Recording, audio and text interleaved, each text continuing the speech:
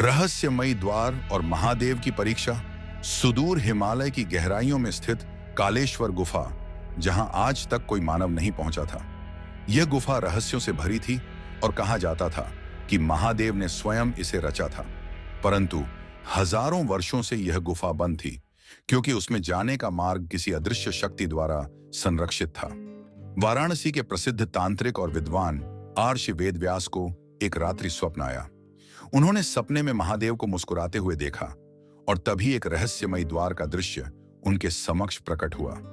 यह वही कालेश्वर गुफा का द्वार था जिसके बारे में शास्त्रों में लिखा गया था, जो इस द्वार से पार जाएगा वह अथाह शक्ति प्राप्त करेगा, परंतु उसकी भक्ति और सत्यता की परीक्षा स्वयं शिव लेंगे। अर्षि वेदव्यास ने जब यह स्वप्न अपने शिष्यों को सुनाया तो सभी उत्साहित हो उठे। वे तुरंत हिमालय की यात्रा पर निकले। 3 महीने की कठिन यात्रा के बाद वेदव्यास और उनके शिष्य उस रहस्यमयी द्वार के पास पहुंचे। यह द्वार शुद्ध सोने और रत्नों से जड़ा हुआ था, परंतु इसे खोलने का कोई उपाय नहीं था। जैसे ही वेदव्यास ने मंत्रोच्चार शुरू किया, एक रहस्यमयी गर्जना हुई और द्वार पर एक आकृति उभरी। यह स्वयं नंदी थे। नंदी बोले, हे ऋषि, यह मार्ग उन्हीं के लिए है जो अपने मन के भय को जीत चुके हैं। यदि कोई छल या अहंकार ले भीतर जाएगा तो उसका अंत निश्चित है। ऋषि वेदव्यास ने अपनी आंखें बंद की और महादेव का ध्यान किया। जैसे ही उन्होंने पहला कदम बढ़ाया, गुफा के अंदर का दृश्य बदल गया। उन्हें अपने चारों ओर भयावह अंधकार और दैत्याकार सभी दिखाई देने लगे। उनके शिष्यों में से कुछ भयभीत होकर पीछे हट गए। तभी वेदव्यास को महादेव का स्मरण हुआ। जो शिव का भक्त है उसे किसी का भय नहीं। उन्होंने महामृत्युंजय मंत्र का जाप किया और अंधकार धीरे धीरे समाप्त होने लगा। गुफा के आगे बढ़ते ही उन्होंने देखा कि अत्यंत सुंदर स्वर्ग जैसी नगरी उनके सामने थी।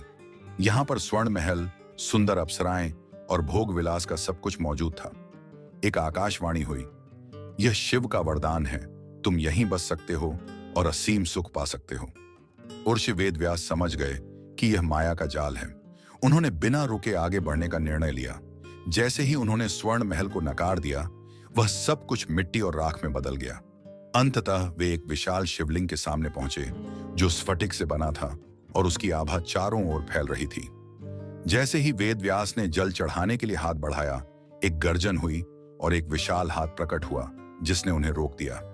हे मानव, तुम क्या सोचते हो कि तुम सबसे महान ज्ञानी हो? क्या तुम्हें लगता है कि तुम शिव तक पहुंच सकते हो? वेदव्यास को एहसास हुआ कि यह अहंकार की परीक्षा थी।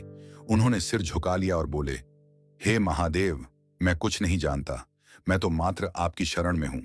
जैसे ही वेदव्यास ने यह कहा, वह विशाल हाथ प्रकाश में बदल गया और महादेव स्वयं प्रकट हुए।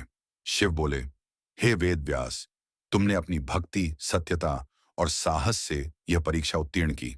अब मैं तुम्हें एक गुप्त ज्ञान प्रदान करता हूं, जो युगों युगों तक केवल सच्चे साधकों के लिए रहेगा।